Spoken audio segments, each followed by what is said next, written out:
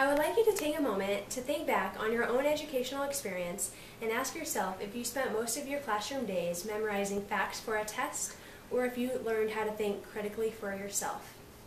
Today I am going to persuade you that the No Child Left Behind Act should be eliminated. I will discuss what the No Child Left Behind Act is, what the educator's outlook is, and what effects it has on students. I am credible because I am majoring in education and have done further research on this topic. I will start out with the definition.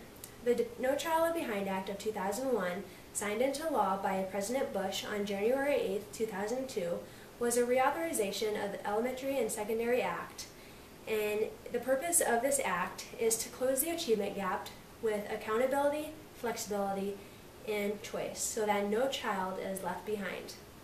Some of the goals of the No Child Left Behind Act are that all students will reach high standards at a minimum attaining proficiency or better in reading and math by the year 2013-2014, and that all limited English proficient students will become proficient in English. In 2013-2014, that's in 2 years, and that means that all these students will need to make the standard. One of the negative things that the No Child Left Behind Act does is that it wrongly cuts fundings to the most needy, underperforming schools. Instead of helping lift underperforming schools, the No Child Left Behind Act cuts resources to these schools as a means of punishment, counterproductivity, ensuring the continued failures of these schools. For example, if a school does not reach the standard, the adequate yearly performance, their fundings get cut. But if a school does meet the standards, they get the fundings and all the money. Now I bet you have all taken the ITEDs or the ITBS tests in schools. The standardized testing is a big part of the No Child Left Behind Act. It tests often only a limited range of skills. Standardized testing focuses largely on memorization, speed of recall, and critical thinking. Yet students need much more, including creativity, emotional insight, composure and dignity, and physical health, and understanding of nutrition, and many other basic human needs. No Child Left Behind, therefore, does not measure the most important factors in a student's education and future success and happiness. According to USA Today, critics say the law carries rigid and unrealistic expectations that puts too much emphasis on testing, such as reading and math. Now that you are familiar with what the No Child Left Behind Act is, let's take a look at how the educators are affected. According to the IDEA, No Child Left Behind motivates unfortunate teaching to the test.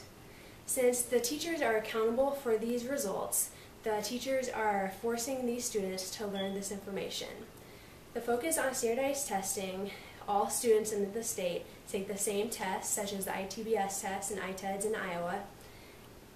They mainly focus on the math and reading and not the real life and the marketplace skills that students need in their life.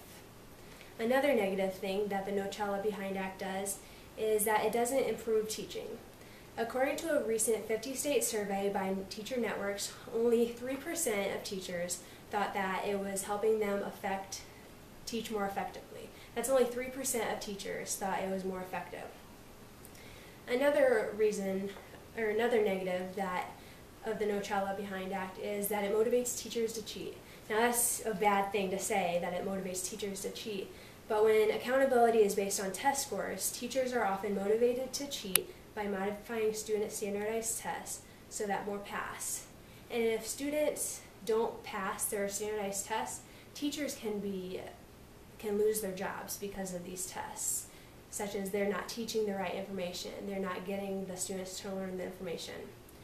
According to now that you know how the teachers are affected by the No Child Left Behind Act, let's take a look on how the students are affected. According to the National Center on Educational Outcomes, the results of state assessments for students with disabilities must be included in the determination of the adequate yearly progress. The separate consideration is also called disaggregated results. That means that the students with disabilities are grouped into a category. The low-income students are in a category, and the English language learners are in a category. And if the school wants to meet the adequate yearly progress target, all those groups need to meet the standards. And if they do, they'll get the fundings, and if they don't, they won't get the fundings. No Child Left Behind Act is setting a one standard for knowledge for children to learn. The No Child Left Behind law is causing students to not have intellectual freedom. The reason why these things are happening is because there is more emphasis in reading and math and not the other subjects. If you think about it, it seems like the No Child Left Behind law is telling people what they should learn instead of people deciding what they want to learn.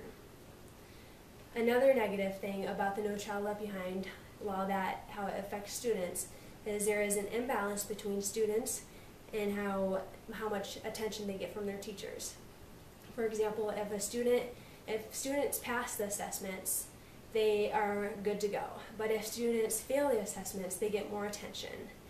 And in my recent practicums and in my little brother's school, they sent out flyers to the students that passed the No Child Left Behind, or the ITBS tests and all those tests they take. And so the kids that didn't pass, they didn't get to go to like a fundraiser or like a party. And the kids that didn't make it, they felt like they were failures and they didn't get to go. In conclusion, I hope you have a better understanding of what the No Child Left Behind Act is, as well as how educators are affected. I encourage you to contact your state representative by email, letter, or phone and inform them that you oppose the No Child Left Behind Act. No one wants our future generations growing up lacking the ability to think critically for themselves. Thank you for listening.